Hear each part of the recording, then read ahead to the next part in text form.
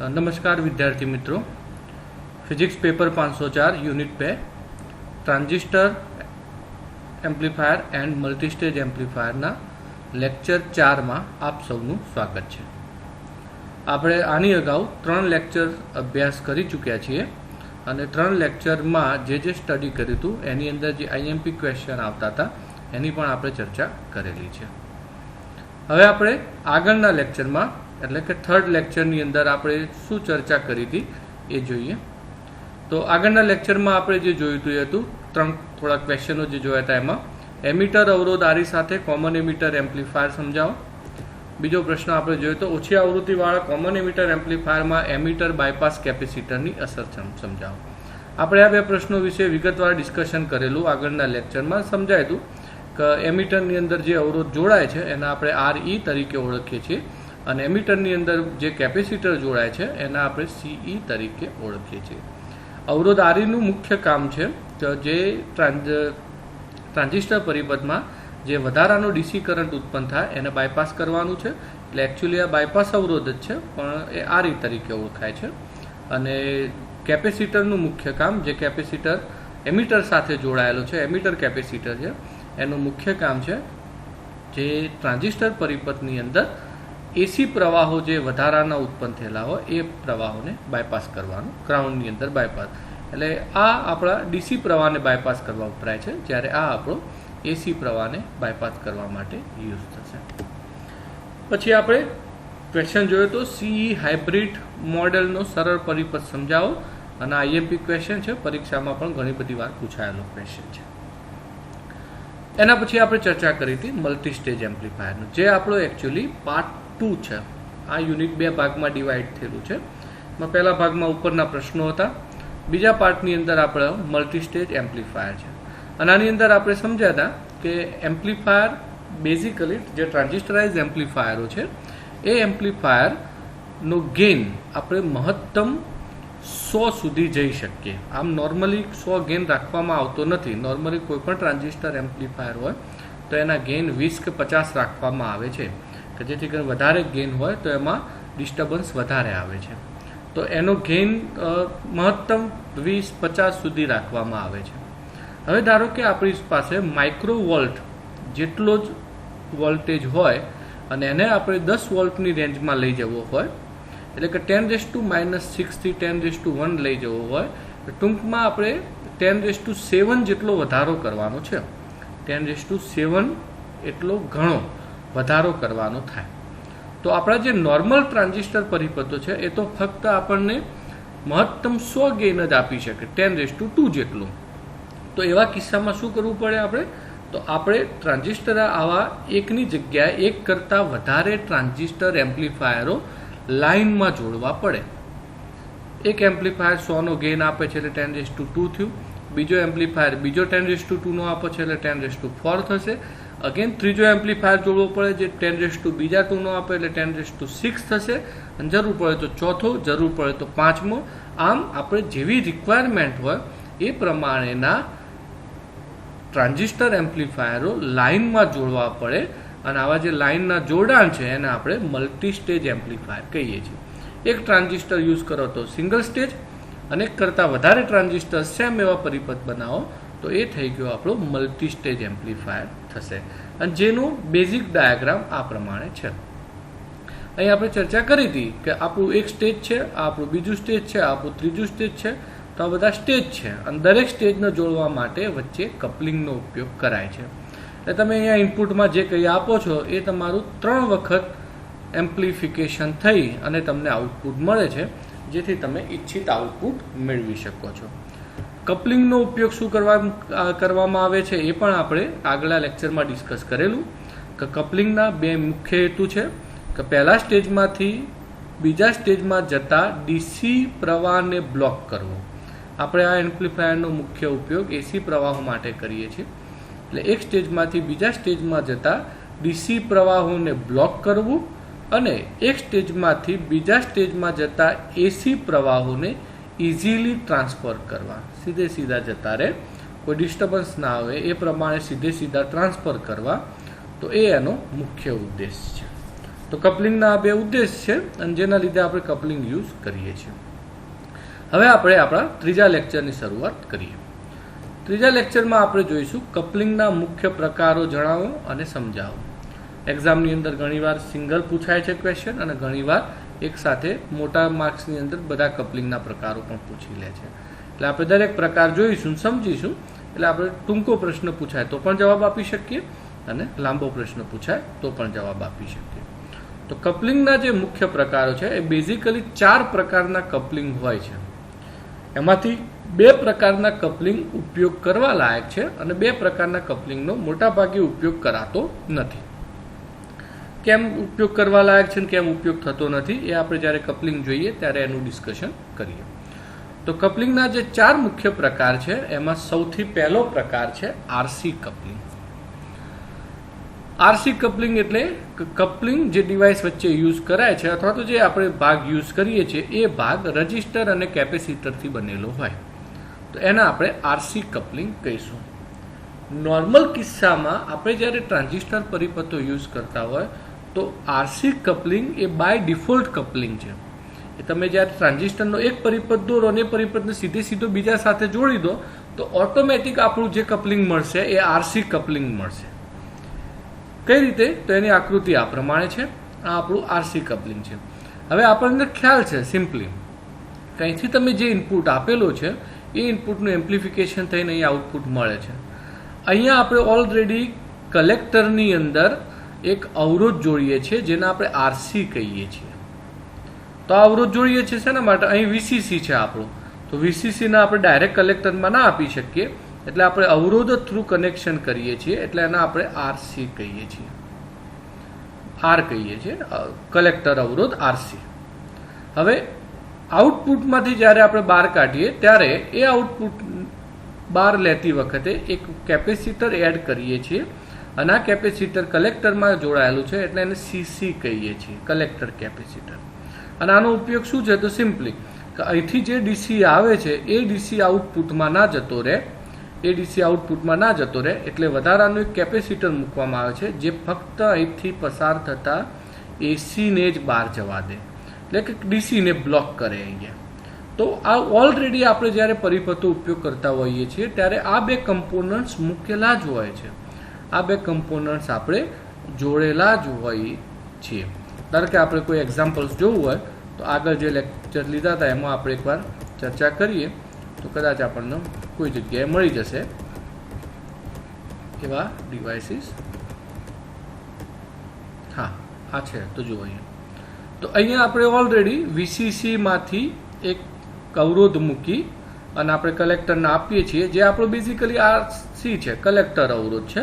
અને આઉટપુટ જ્યારે આપણે અહીંથી એસી આપીએ છીએ તો એ એસી અહીંથી સીધો મળે એટલે સીબી મૂકેલો છે અને એસીનું એમ્પ્લિફિકેશન થઈને અહીંયા મળે અને આ જે અહીંથી ડીસી મળે છે સીધો અહીંયા ના આવી જાય એના માટે એક બ્લોકિંગ કેપેસિટર મુકાય છે જેને કલેક્ટર કેપેસિટર કહીએ છીએ.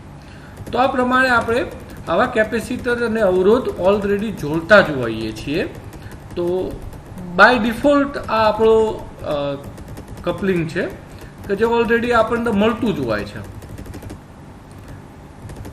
એટલે જ્યારે આપણે આવા જોડાણ કરીએ ત્યારે આ પ્રકારના કપલિંગ આપણને મળતા જ હોય છે. તો આકૃતિ એની ફરી આવે ત્યાં સુધી રાહ જોઈએ થોડી.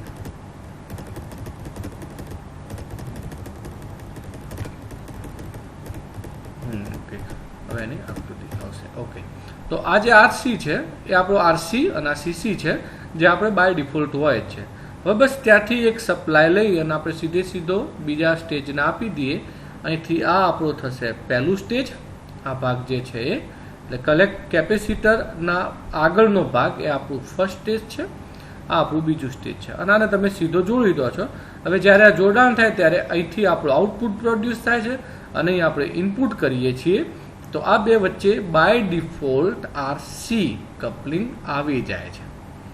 તો આવા કપલિંગ અથવા તો આ પ્રમાણેના જો જોડાણ હોય, આવા પરિપથો હોય તેને આરસી કપલિંગ કહેવાય છે. અને આવા પરિપથોને મલ્ટીસ્ટેજ એમ્પ્લીફાયરને આરસી કપલ્ડ મલ્ટીસ્ટેજ એમ્પ્લીફાયર કહેવાશે. ભલે એકથી વધારે હોય, 2 સ્ટેજ થાય એટલે એકથી વધારે જ કહેવાય, એટલે આને પણ મલ્ટી સ્ટેજ કહેવાય. 2 અથવા 2થી વધારે ગમે તેટલા સ્ટેજ થાય તો એને આપણે મલ્ટી સ્ટેજ એમ્પ્લીફાયર તરીકે ઓળખીશું.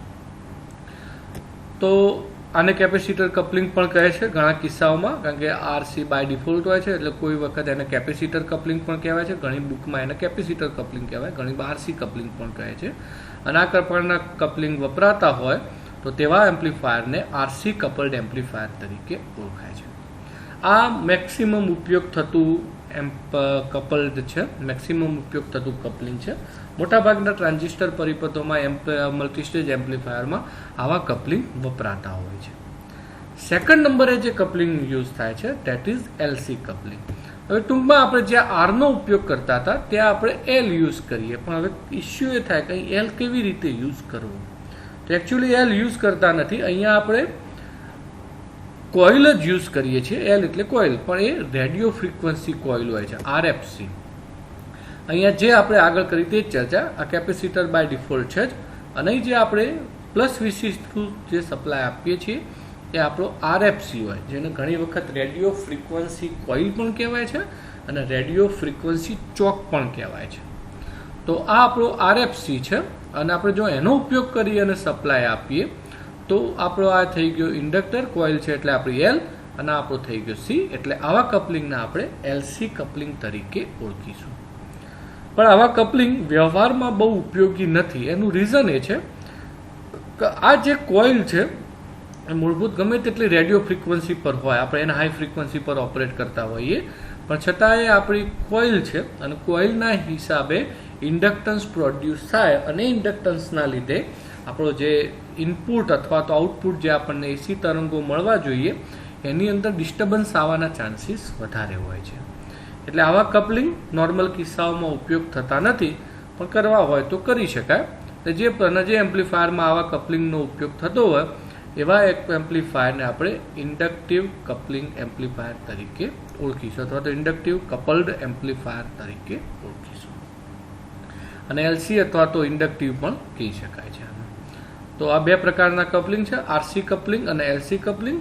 આરની જગ્યાએ એલ મૂકો એટલે એલસી થઈ જશે, સિમ્પલી છે. આ કપલિંગ મોટાભાગના આપણા પરિપથોની અંદર ઉપયોગ થતું હોય છે. મોટાભાગના મલ્ટીસ્ટેજ એમ્પ્લીફાયર આ પ્રકારના કપલિંગનો ઉપયોગ કરતા હોય છે, કારણ કે આ બહુ ઇઝી છે, સિમ્પલ છે, કોઈ આપણે વધારાના કમ્પોનન્ટ્સ એડ કરવાના થતા નથી. આવા કપલિંગ બહુ રેરલી યુઝ થાય છે. અને આરએફસી જો આ કિસ્સાની વાત કરીએ તો આનો ખર્ચો, ધારો કે આપણે અહીંયા આર અને સીનો ખર્ચો ગણીએ તો રજિસ્ટર નોર્મલી આપણે 20 પૈસા, 25 પૈસા, 50 પૈસાનો આવે છે, અને કેપેસિટરનું મૂલ્ય પણ 2-5 રૂપિયાથી મોટું હોતું નથી. જ્યારે આરએફસી ચોક છે એનું પોતાનું જ મૂલ્ય 15 રૂપિયા જેટલું હોય છે.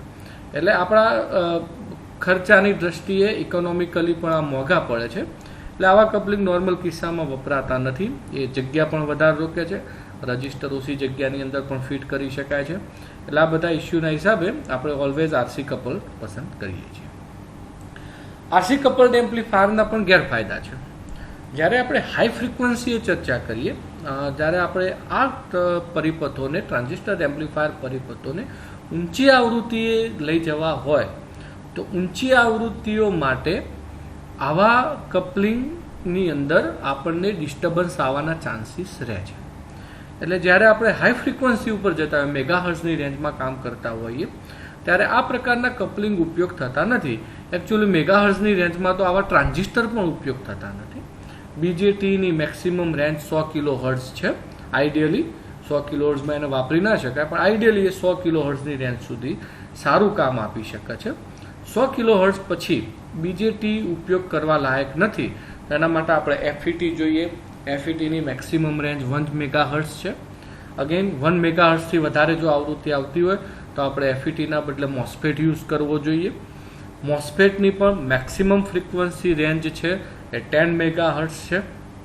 ભાઈ જો 10 મેગાહર્ટ્ઝથી પણ વધારે ફ્રીક્વન્સી, તો 100 મેગાહર્ટ્ઝથી વધારે ફ્રીક્વન્સી રેન્જમાં જતા હોય, ટૂંકમાં ગીગાહર્ટ્ઝ રેન્જમાં તમે જતા રહો, તો પછી તમારે આઈજીબીટી યુઝ કરવો પડે, ઇન્સ્યુલેટેડ ગેટ બાયપોલર ટ્રાન્ઝિસ્ટર, જે આપણા મોબાઈલની અંદર ને બધાની અંદર હોય છે, જે હાઈ ટેકનોલોજી ડિવાઇસીસ છે એની અંદર યુઝ થતો હોય છે, બરાબર. અને પછી એની ફાઇનલ ટેકનોલોજી છે CMOS. Complementary metal oxide semiconductor. તો આપણે એ બધી ટેકનોલોજીનો ઉપયોગ કરી અને આપણે હાઈ ફ્રિકવન્સીમાં સારા રિઝલ્ટ મેળવી શકીએ છીએ. એટલે આ પરિપથો બેઝિકલી આમે બીજેટી હોવાથી, બાયપોલર જંકશન ટ્રાન્ઝિસ્ટર હોવાથી આવા પરિપથો આપણે નોર્મલ કિસ્સામાં 100 કિલોહર્ટ્ઝ સુધી આઈડિયલી વાપરી શકીએ. એટલે હાઈ ફ્રિકવન્સી ઉપર આ બધા પરિપથો અથવા તો આ બધા કમ્પોનન્ટ્સ ઉપયોગ કરવા લાયક હોતા નથી. એના માટે સ્પેશિયલ ટેકનોલોજીની જરૂર પડતી હોય છે. થર્ડ નંબરે જે આપણું કપલિંગ છે એ છે ટ્રાન્સફોર્મર કપલિંગ. આ બહુ યુનિક કપલિંગ છે. એની આકૃતિ આ પ્રમાણે છે કે જ્યાં આપણે બેઝિકલી વીસીસી છે ત્યાં આપણે કોઇલ આપીએ છીએ ટ્રાન્સફોર્મર. એમાં પ્રાઇમરી સેકન્ડરી બંનેના લગભગ ટન્સ જે આટા છે એ લગભગ સરખા રાખવામાં આવે છે, બે સેમ હોય છે. અને ટ્રાન્સફોર્મરના એક પ્રાઇમરી ઉપરથી આપણે એક બાજુ એક ટ્રાન્ઝિસ્ટરને સપ્લાય આપીએ છીએ અને જ્યારે બીજી બાજુથી આપણે અહીંથી જે ઇનપુટ જઈ રહ્યો છે એ ઇનપુટને બીજી બાજુ લઈ અને ત્યાંથી આપણે આઉટપુટ લઈએ છીએ. એટલે ટૂંકમાં ટ્રાન્સફોર્મરની જે મ્યુચ્યુઅલ ઇન્ડક્ટન્સ પ્રોસેસ છે એ mutual inductance process through primary છેડા પર આવેલો ઇનપુટ સેકન્ડરી છેડા ઉપર જાય છે અને ત્યાંથી પછી એ ઇનપુટ બેઝિકલી આપણને બીજા સ્ટેજની અંદર મળે છે. એટલે બે સ્ટેજ વચ્ચે ટ્રાન્સફોર્મર જોડાય છે અને that is why it is called a transformer coupled amplifier. આના ફાયદા છે ઘણા બધા, પણ આ મોંઘું છે અને જગ્યા રોકે છે, એ એનો ડિસએડવાન્ટેજ છે. કારણ કે ટ્રાન્સફોર્મર 30 રૂપિયા, 40 રૂપિયા, 50 રૂપિયા, 100 રૂપિયા અને સારા ટ્રાન્સફોર્મર લો એટલે કે ટૂંકમાં જ્યારે આપણે હાઈ ફ્રિકવન્સી ઉપર જઈએ તો ટ્રાન્સફોર્મર જે કોપરથી બનેલા હોય છે એને સિલ્વર અને ગોલ્ડથી બનાવવા પડે, પ્લેટેડ કરવા પડે. તો હાઈ ફ્રિકવન્સી ઉપર એ વધારે મોંઘા પડે છે. અને બીજો ડિસએડવાન્ટેજ એ છે કે જગ્યા પણ વધારે રોકે છે. પણ એના એડવાન્ટેજીસ, ફાયદા ઘણા બધા છે. મોટો ફાયદો એ છે કે આ કોમન એમિટર એમ્પ્લીફાયર છે. અહીં તમે જે કંઈ ઇનપુટમાં આપો છો એના કરતાં તમારો આઉટપુટ ઉલટો મળે છે 180 ડિગ્રી કળા તફાવત સાથે. ટ્રાન્સફોર્મરની ખાસિયત એ છે અથવા તેની મ્યુચ્યુઅલ ઇન્ડક્ટન્સ પ્રોસેસ છે એની ખાસિયત એ છે કે જે તમારા ટ્રાન્સફોર્મરના પ્રાઇમરીની અંદર જેવો ઇનપુટ હોય, જેવો એસી તરંગ હોય, એનાથી સેકન્ડરીમાં મળતો તરંગ 180 ડિગ્રી કળા તફાવત સાથે મળે, એટલે ઉલટો મળે. તો ટૂંકમાં અહીંયા શું થાય છે કે અહીં તમે જે તરંગ આપો છો એનું 180 ડિગ્રી ટ્રાન્ઝિસ્ટરથી 180 ડિગ્રીનો કળા તફાવત મળે છે અને ફરી પાછા એ જ તરંગનો બીજી વાર ટ્રાન્સફોર્મર દ્વારા 180 ડિગ્રીનો કળા તફાવત મળે છે. એટલે આપણને 360 ડિગ્રીનો કળા તફાવત મળી જાય છે. એટલે ટૂંકમાં તમારું તરંગ હતું એવું ને એવું મળે, 0 ડિગ્રી. 360 ડિગ્રી એટલે 0 ડિગ્રી. તમે જેવું ઇનપુટ આપો છો એવું ને એવું આઉટપુટ મળે છે. તમારે ફરીથી એને 180 ડિગ્રી કળા તફાવત કરવાની જરૂર રહેતી નથી. આ એનો એડવાન્ટેજ છે. અને second advantage, transformer primary secondary વચ્ચે કશું જ હોતું નથી. આપણે પ્લેન પણ લઈ શકીએ, એટલે હવા, ખાલી જગ્યા, જેને એર ટ્રાન્સફોર્મર કહેવાય. આપણે ત્યાં પેપર પણ મૂકેલું હોઈ શકે એવા ટ્રાન્સફોર્મર પણ આવે છે જેને પેપર ટ્રાન્સફોર્મર કહેવાય. અને સારી ક્વોલિટીના ટ્રાન્સફોર્મર હોય તો ત્યાં ઓઇલ પણ હોઈ શકે, ઓઇલ ટ્રાન્સફોર્મર કહેવાય. પણ ટૂંકમાં પ્રાઇમરી અને સેકન્ડરી વચ્ચે કોઈ સીધું કનેક્શન નથી, એટલે આપણને અહીંયા આઇસોલેશન મળે છે. The main advantage is isolation. Input અથવા તો એક સ્ટેજની અંદર જે કંઈ ડિસ્ટર્બન્સ, જે કંઈ આપણને ના ગમતું મળે છે, જે આપણા કામનું નથી, એમાંથી કોઈ પણ પાર્ટ્સ સેકન્ડરી બાજુ એટલે કે બીજા સ્ટેજમાં આવતો નથી, કારણ કે અહીંયા વચ્ચે આઇસોલેશન છે. અને આઇસોલેશન હોવાના લીધે ફક્ત ને ફક્ત આપણું જે એસી તરંગ આપણને મળવું જોઈએ એ જ એસી તરંગ એક સ્ટેજમાંથી બીજા સ્ટેજમાં આવે છે. આપણને ના ગમતા કોઈ પણ વધારાનો જે તરંગની અંદર જે વધારાના કમ્પોનન્ટ્સ છે જે આપણને નથી ગમતા એ બધા જ કમ્પોનન્ટ ઓટોમેટિકલી ઓમિટ થઈ જાય છે. એટલે ટ્રાન્સફોર્મર કપલ્ડ એમ્પ્લીફાયર યુઝ કરવાથી આપણને બાય ડિફોલ્ટ આઇસોલેશન મળે છે અને આઇસોલેશન મળવાથી આપણા સિગ્નલની ક્વોલિટી સારી મળે છે. એટલે જ્યાં આપણને સારી ક્વોલિટીની રિક્વાયરમેન્ટ છે, જ્યાં ઘણીવાર કહેતા હોય છે કે પૈસા વધારે થશે ચાલશે પણ આપણે ક્વોલિટી જોઈએ છે, તો wherever we required a high quality, તો એવા કિસ્સાઓમાં we have to use a transformer coupled amplifier. અને આનું તમને એક્ઝામ્પલ્સ પણ જોવા મળશે.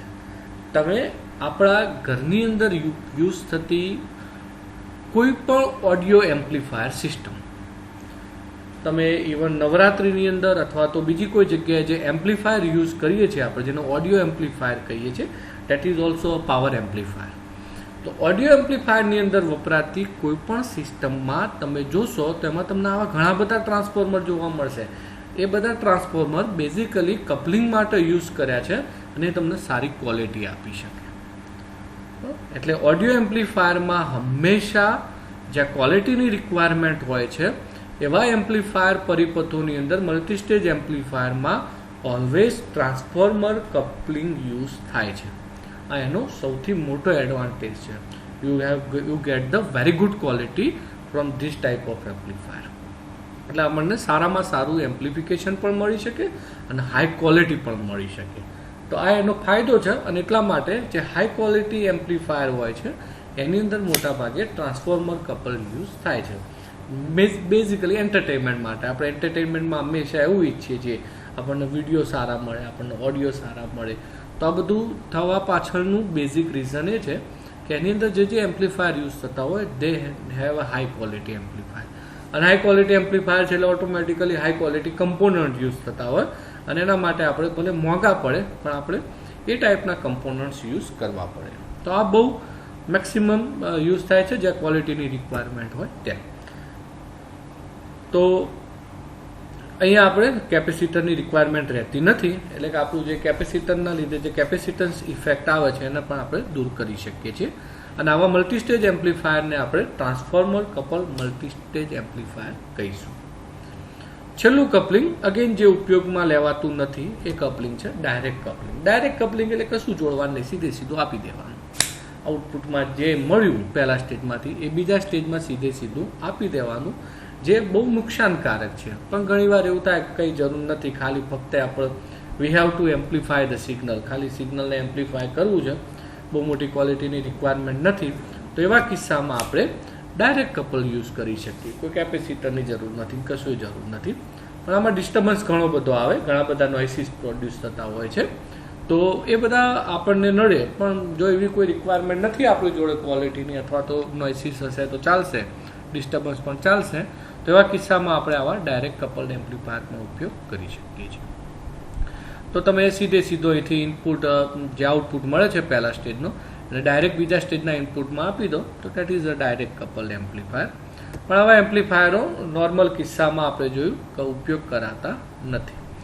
આ સસ્તા પડી શકે કારણ કે કોઈ કમ્પોનન્ટ્સ બીજા વધારાના યુઝ થાય, ઓછી જગ્યામાં આવી જાય, આ બધું ઠીક છે, પણ ઉપયોગ કરવા લાયક આ એમ્પ્લીફાયર હોતા નથી. તો આને આપણે ડાયરેક્ટ કપલ્ડ એમ્પ્લીફાયર તરીકે ઓળખીશું.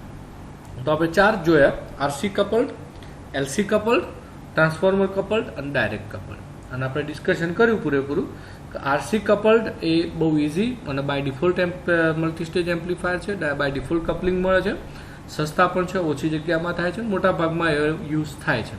પણ વેન એવર વી રિક્વાયર્ડ ક્વોલિટી ત્યારે આપણે ટ્રાન્સફોર્મર કપલ્ડ એમ્પ્લીફાયરનો ઉપયોગ કરીએ છીએ. ડાયરેક્ટ કપલિંગ અને એલસી બહુ ઓછા યુઝ થાય છે.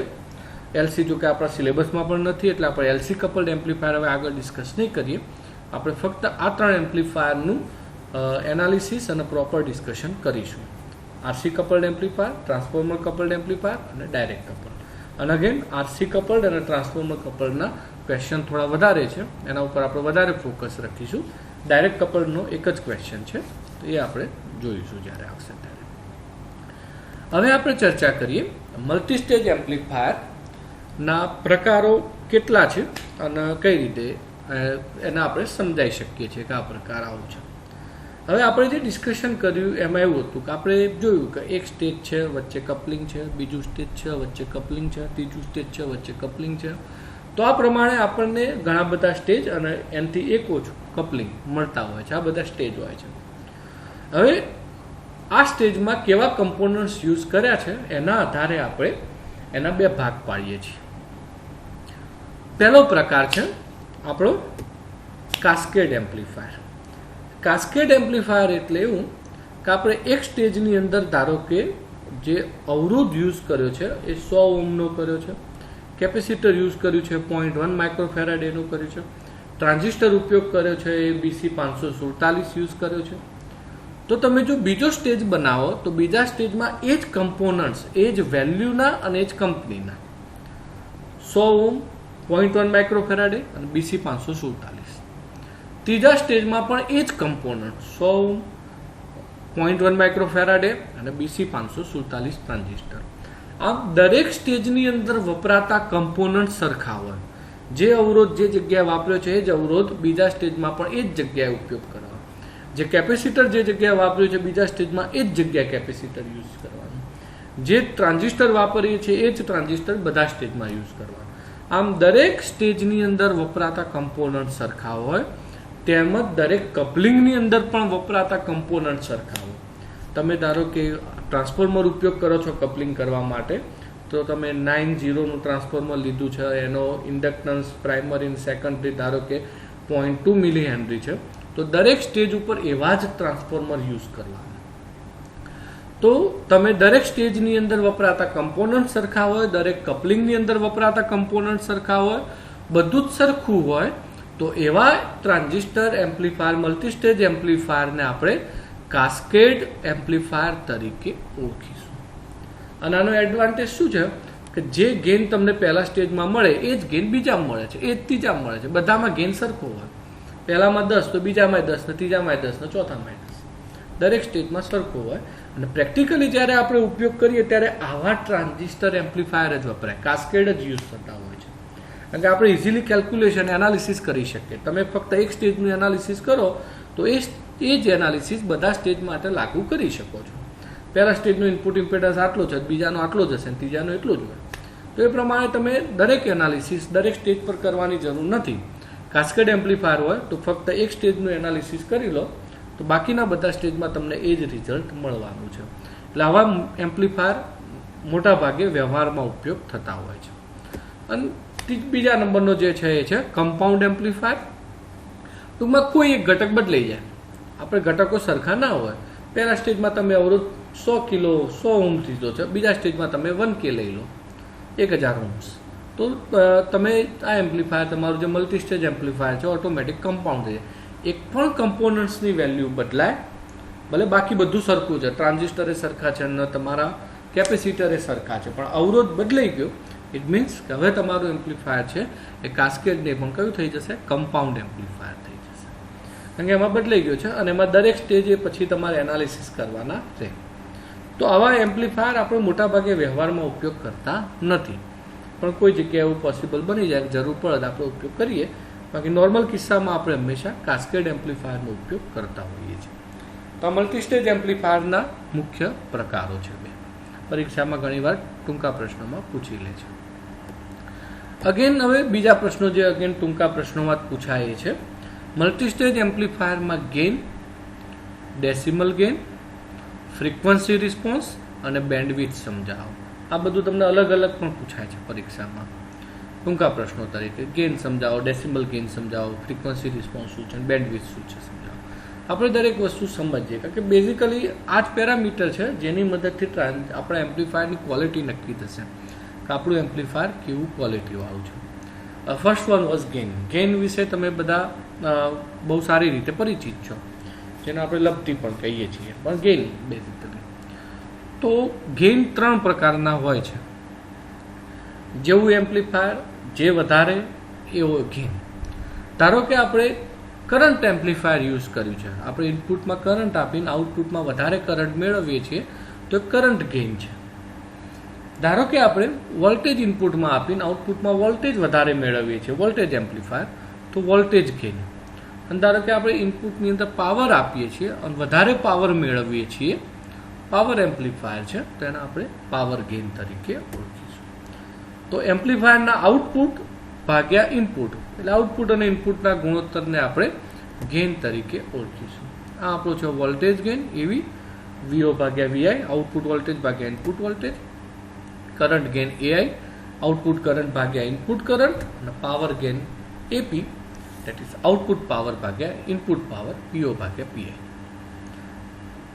તો જેવું એમ્પ્લીફાયર આપણે યુઝ કરીએ છીએ, જે એમ્પ્લીફાયર યુઝ કરીએ એ પ્રમાણે આપણા ગેઇન મળશે.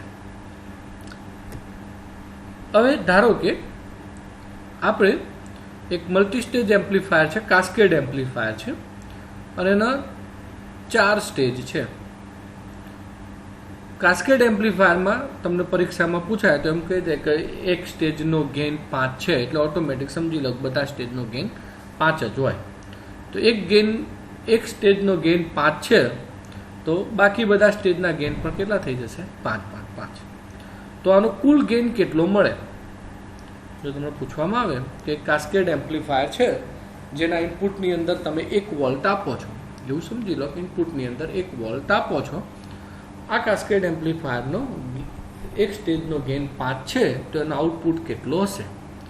તો એ શોધવા માટે શું કરવું પડશે? આનો ટોટલ ગેઇન શોધવો પડે, અને પછી તમે ગુણી લો. આપણો ધારો કે ઇનપુટમાં આપણો ગેઇન મળી જાય, ઇનપુટના વોલ્ટેજ આપણને આપ્યા છે 1 વોલ્ટ, તો આપણને ઓટોમેટિકલી આઉટપુટ વોલ્ટેજ મળી જશે. તો ઇનપુટની અંદર ધારો કે તમને આપેલો વોલ્ટેજ 1 મિલીવોલ્ટ છે, 1 મિલીવોલ્ટ. તો તમારે કેલ્ક્યુલેટ કરવાનું થશે કે ભાઈ ફાઇનલી અહીંયા આઉટપુટમાં આપણને કેટલો વોલ્ટ મળશે. તો પહેલાં આનો ગેઇન શોધીએ. તો આનો ગેઇન શું થશે? તો સિમ્પલી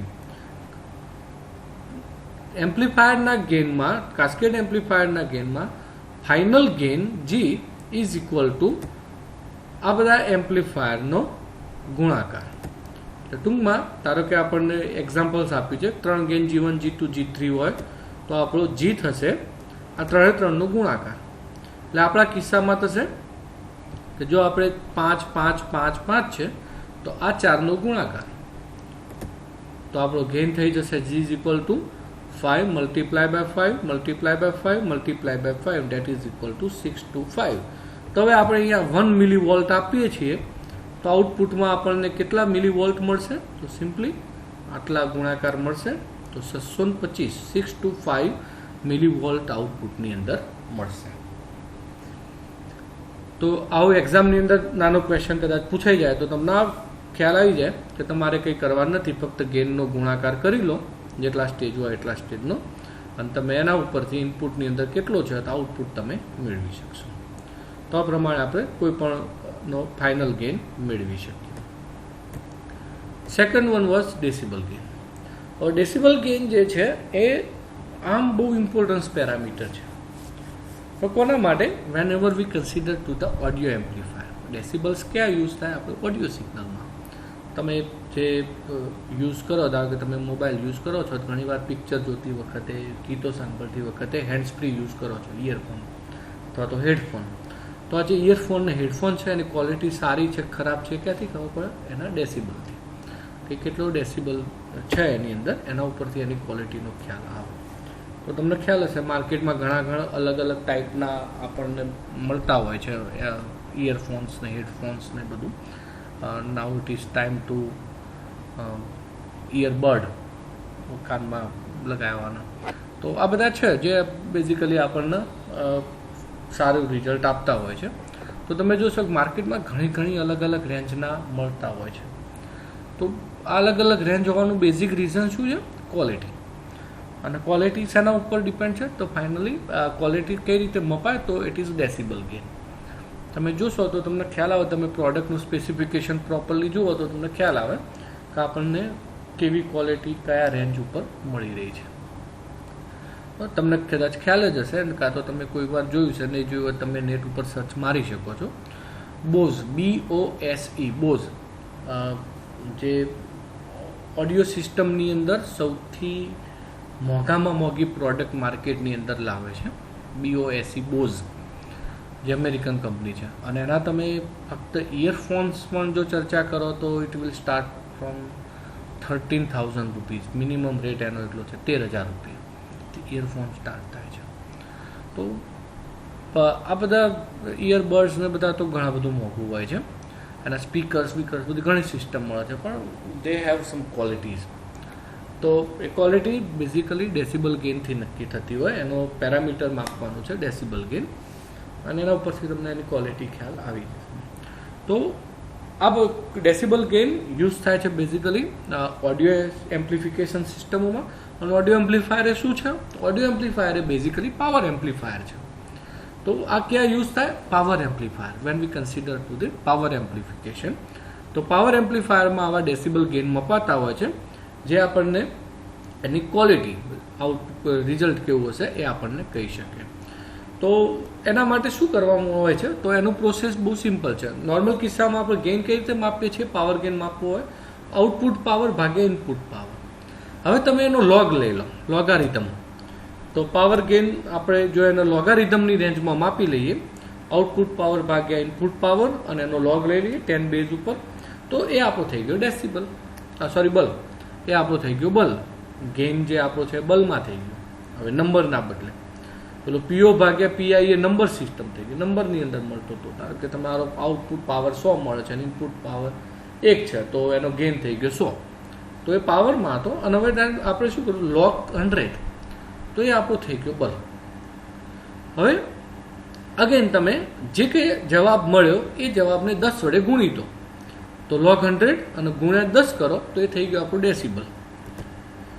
તો 10 વડે ગુણતા આપણને ડેસિબલ પાવર મળે. તો power gain is equal two 10 log 10 પીઓ ભાગ્યા પીઆઈ, અને આપણો થઈ જશે ડેસિબલ. તો આ પ્રમાણે આપણે પાવર એમ્પ્લીફાયરના ગેઇનને ડેસિબલની અંદર નોંધી અને આપણે ફાઇનલી કહી શકીએ કે આ ડિવાઇસ ડેટ હેવ ક્વોલિટી. હવે ડેસિબલ જ્યારે તમે ક્વોલિટી ચેક કરતા હોય એટલે ફક્ત ને ફક્ત એકલા તમારા ગેઇનના ડેસિબલ જોવાની જરૂર નથી, તમારે બધા ડેસિબલ જોવા પડે.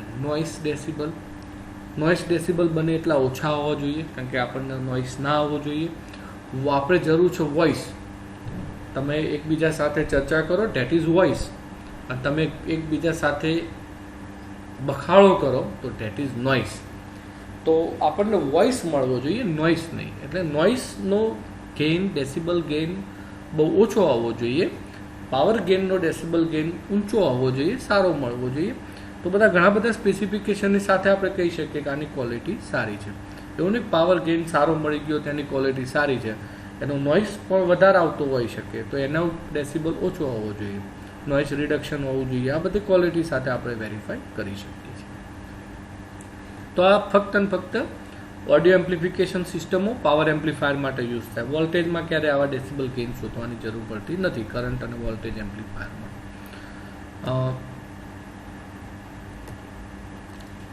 હવે પછી છે આપણું ફ્રીક્વન્સી રિસ્પોન્સ.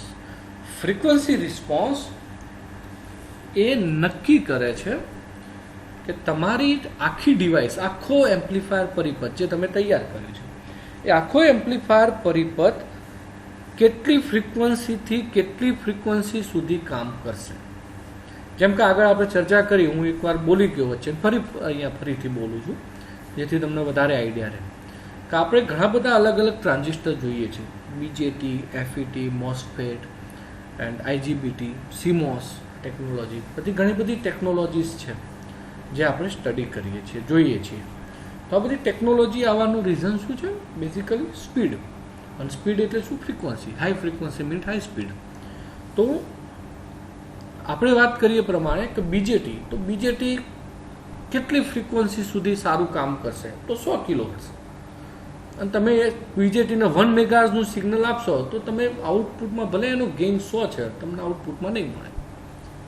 કારણ કે આપણે એને 10 કિલોહર્ટ્ઝ આપીએ છીએ, તમે એને ઇનપુટની અંદર 1 વોલ્ટ આપો છો તો આઉટપુટમાં 100 વોલ્ટ મળે. જો 100 ગેઇન હોય, 10 હોય તો 10 મળે.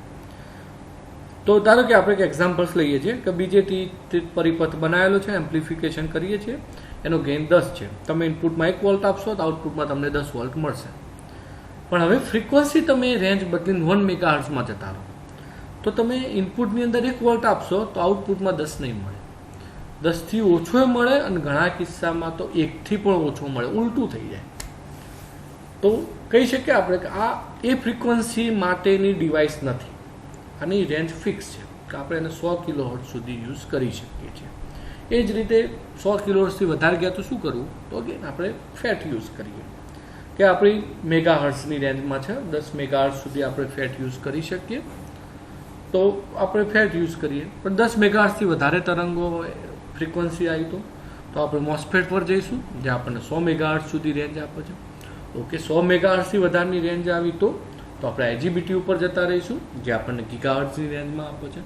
પણ સપોઝ કે આપણે 100 ગીગાહર્ટ્ઝની રેન્જમાં આવી ગયા તો આપણે સિમોસ ટેકનોલોજીમાં જઈશું. તો આ પ્રમાણે ફ્રીક્વન્સી નક્કી કરે તમારી ડિવાઇસ કેટલી ફ્રીક્વન્સી સુધી ચાલશે, અને શોધવા માટેનું જે પેરામીટર છે એ છે ફ્રીક્વન્સી રિસ્પોન્સ. એના માટે શું કરવામાં આવે તો પ્રક્રિયા બહુ સિમ્પલ છે, કદાચ તમે આગળ કરેલું પણ હશે પ્રેક્ટિકલમાં. આપણે નોર્મલી ઇનપુટ વોલ્ટેજ ફિક્સ રાખી અને ફ્રીક્વન્સી બદલતા જઈએ અને આઉટપુટ વોલ્ટેજ નોંધતા જઈએ.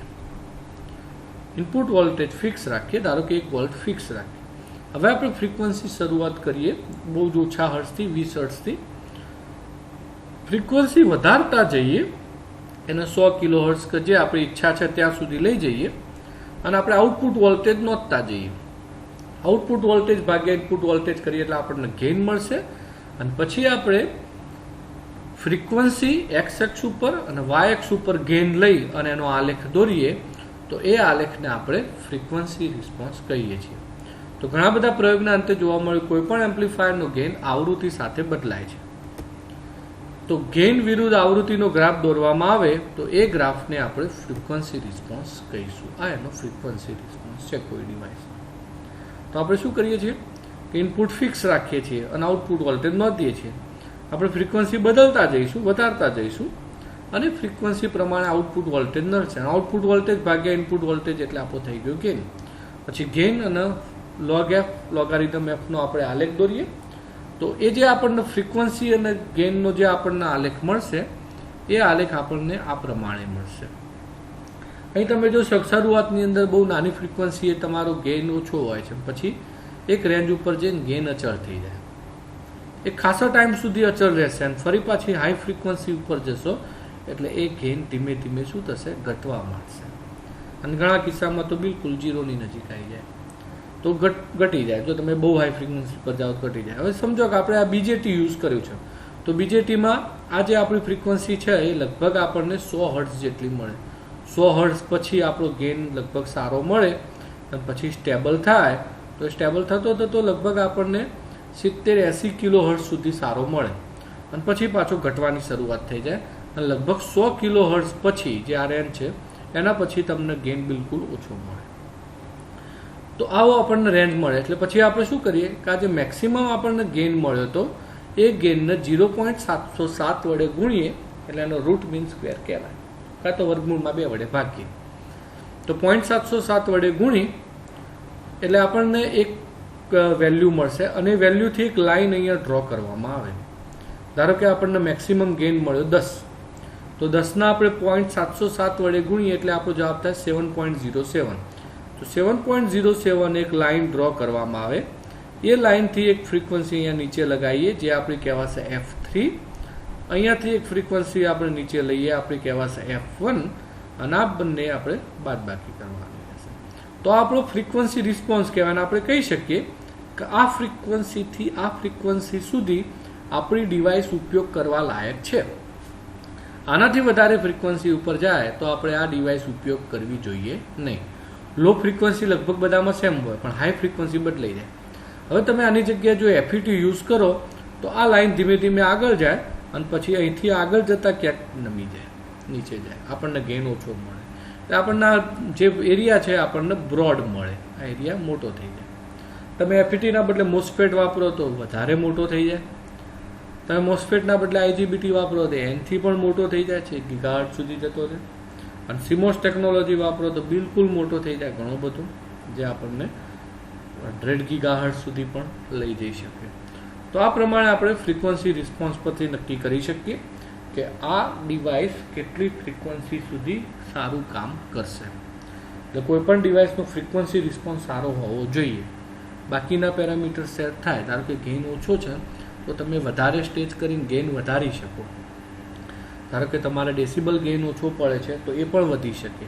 બાકીના બધા પેરામીટર સેટ થાય. Frequency response is not possible to set. પછી એને સેટ કરવાના બીજા રસ્તા છે, ફીડબેક સિસ્ટમ, જે તમે સેમિસ્ટર 6ની અંદર જોશો. હાલ એમાં નથી પણ એ બધા રસ્તાઓ છે કે જેની મદદથી તમે આ જે ફ્રીક્વન્સી રિસ્પોન્સ છે એ પણ વધારી શકો છો. પણ નોર્મલ કિસ્સામાં જો આપણે બહુ વધારે પડતા એના ઉપર ના કરીએ કામ તો ફ્રીક્વન્સી રિસ્પોન્સ વધારવો બહુ પોસિબલ નથી. તો એ બહુ ઇમ્પોર્ટન્સ પેરામીટર છે. અને લાસ્ટ પેરામીટર છે આપણું બેન્ડવિડ્થ. બેન્ડવિડ્થ એ શું છે? તો બેઝિકલી ફ્રીક્વન્સી રિસ્પોન્સ જે આપણે દોરીએ છીએ ગ્રાફ, એ ગ્રાફની અંદર આપણો F3 જે આ હાયર કટ ઓફ મળી હતી, એ higher cut off frequency that is F3 અને lower cut off frequency that is F1. આ બંનેની બાદબાકી કરીએ F3 માઇનસ F1, તો that is known our bandwidth. એ આપણે શું કહેવાશે? બેન્ડવિડ્થ તરીકે ઓળખાશે.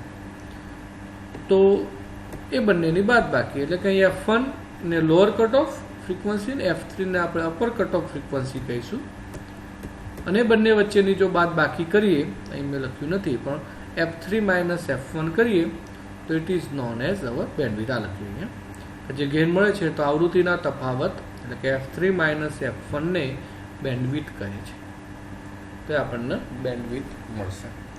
તો બેન્ડવિડ્થ પણ એક ઇમ્પોર્ટન્સ પેરામીટર. ફ્રીક્વન્સી રિસ્પોન્સ તો બેન્ડવિડ્થ બે લગભગ સરખા જ છે. દેટ આર ઇમ્પોર્ટન્સ પેરામીટર્સ કે જેને આપણે બહુ જલ્દી સેટ કરી શકતા નથી. એની પોતાની પ્રોપર્ટીઝ છે. જેમ BJT છે તો એની પોતાની પ્રોપર્ટીઝ છે, 100 મેગાહર્ટ્ઝ 100 કિલોહર્ટ્ઝ સુધી કામ કરવું. એ જ રીતે MOSFET છે તેની પોતાની પ્રોપર્ટીઝ છે. હવે આપણે એ 100 કિલોહર્ટ્ઝના આપણે વધારીને આપણે 110 કિલોહર્ટ્ઝ સુધી જઈ શકીએ. BJTને આપણે એવું એક કશું ના કરી શકીએ કે એની રેન્જ 1 મેગાહર્ટ્ઝ કે 100 મેગાહર્ટ્ઝ સુધી જતી રહે. It is not possible. એની પોતાની પ્રોપર્ટીઝ છે. તો એ બધું ફિક્સ હોય છે, એમાં આપણે બહુ મોટો ફેરફાર કરી શકતા નથી. હા, કોઈ કારણસર એ ઘટે તો આપણે એને રેન્જ ઉપર લઈ જઈ શકીએ. જેમ કે BJT છે તો BJTની રેન્જ 100 કિલોહર્ટ્ઝ છે, પણ કંઈક કરતાં એવું થઈ ગયું અથવા એવા ડિવાઇસીસ એની જોડે કમ્પોનન્ટ્સ કનેક્ટ કર્યા છે આપણે કે એની રેન્જ 100ની જગ્યાએ આપણને 70થી જ મળી જાય છે, તો આપણે એને પછી વધારી શકીએ, એને 100 સુધી લઈ જઈ શકીએ, પણ એની મેક્સિમમ બાઉન્ડ્રીથી આગળ લઈ જવું પોસિબલ નથી. તો આ મલ્ટીસ્ટેજ એમ્પ્લીફાયરના બધા ઇમ્પોર્ટન્સ પેરામીટર છે જે પરીક્ષામાં અલગ અલગ રીતે પણ તમને પૂછાઈ શકે છે. તો હાલ આપણે આ લેક્ચરને હવે અહીંયા સ્ટોપ કરીએ છીએ. આપણે શું શું જોયું એકવાર ફરી ડિસ્કસ કરી લઈએ એટલે આપણને થોડો આઈડિયા આવી જાય.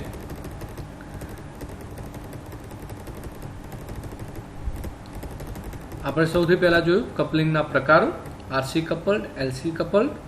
RC એ નોર્મલ કપલ છે, બાય ડિફોલ્ટ હોય છે, જે મેક્સિમમ ઉપયોગ થાય છે. LC કપલનો મોટાભાગે ઉપયોગ કરતા નથી આપણે. સિમિલરલી ટ્રાન્સફોર્મર કપલ્ડ, જે ક્વોલિટી ડિવાઇસીસ છે એની અંદર આવા કપલિંગનો ઉપયોગ થતો હોય છે. And then direct couple, again આ કપલિંગ પણ ડાયરેક્ટ કપલ ક્યારે યુઝ થતું નથી. તો જેવું આપણે કપલિંગ હોય એવા કપલ્ડ એમ્પ્લીફાયર કહેવાય. RC કપલિંગ હોય તો RC coupled amplifier, transformer coupling હોય તો ટ્રાન્સફોર્મર કપલ્ડ એમ્પ્લીફાયર કહીશું. પછી એના બે પ્રકારો જોયા, કાસ્કેડ એમ્પ્લીફાયર અને compound amplifier. Cascade amplifier means કે બધા જ કમ્પોનન્ટ્સ એક સરખા હોય તો એને કાસ્કેડ એમ્પ્લીફાયર કહીશું. અને કોઈ કમ્પોનન્ટ્સ અલગ થઈ જાય તો એને આપણે કમ્પાઉન્ડ એમ્પ્લીફાયર તરીકે ઓળખીએ. નોર્મલી આપણે વ્યવહારમાં કાસ્કેડ એમ્પ્લીફાયરનો ઉપયોગ કરતા હોઈએ છીએ. મલ્ટીસ્ટેજ એમ્પ્લીફાયરના મુખ્ય પેરામીટર શું જે બધા ધ્યાનમાં રાખવા જેવા છે gain, decimal gain, frequency response અને બેન્ડવિડ્થ. ગેઇનમાં આપણે જોયું જેવો આપણું એમ્પ્લીફાયર એવું gain, current gain, voltage gain અને પાવર ગેઇન. અને કોઈ પણ એમ્પ્લીફાયર, મલ્ટીસ્ટેજ એમ્પ્લીફાયરમાં ગેઇન જેટલા સ્ટેજ હોય એનો ગુણાકાર કરો એ તમને એનો ફાઇનલ ગેઇન મળશે, ટોટલ ગેઇન મળશે.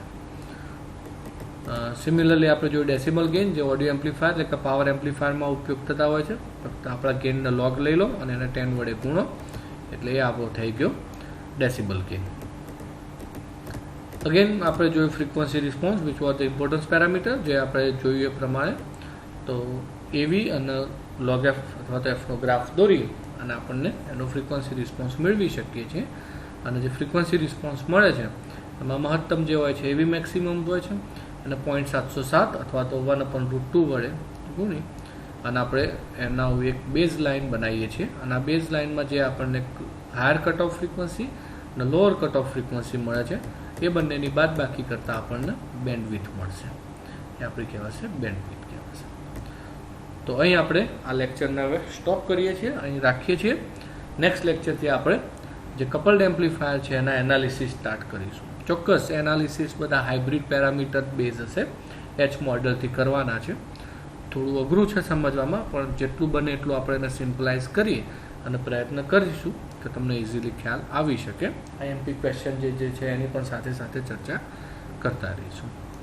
તો અહીં સુધી તમને જે કંઈમાં ડાઉટ લાગ્યો હોય, કોઈ ખ્યાલ ના આવ્યો તો તમે નોટ ડાઉન કરી શકો છો. જ્યારે ત્યારે મળવાનું થશે ત્યારે એનું ડિસ્કશન કરીશું. તો અહીં આપણે પૂરું કરીએ છીએ આ લેક્ચર. જય હિન્દ, જય ભારત.